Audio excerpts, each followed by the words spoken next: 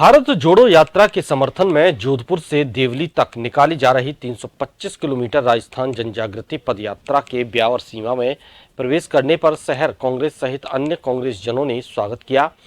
पदयात्रा के अग्रणी जोधपुर नगर निगम के पूर्व महापौर रामेश्वर दाधीच, पदयात्रा संयोजक वीपी सिंह कूड़, श्रवण विष्णोई, यूथ कांग्रेस अध्यक्ष जयतारण सहित अन्य का जगह जगह कांग्रेस पदाधिकारियों ने स्वागत किया।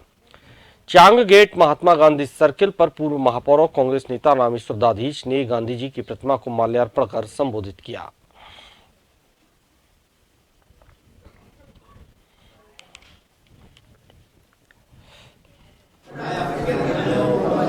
कन्याकुमारी से कश्मीर के लिए निकल रही है, उसको राजस्थान से जोड़ने के लिए हमने राजस्थान जन जागृति पदयात्रा जोधपुर से शुरू की और देवली पर हम वहाँ पर जाएंगे। इसमें करीब 30-32 दिन लगेंगे।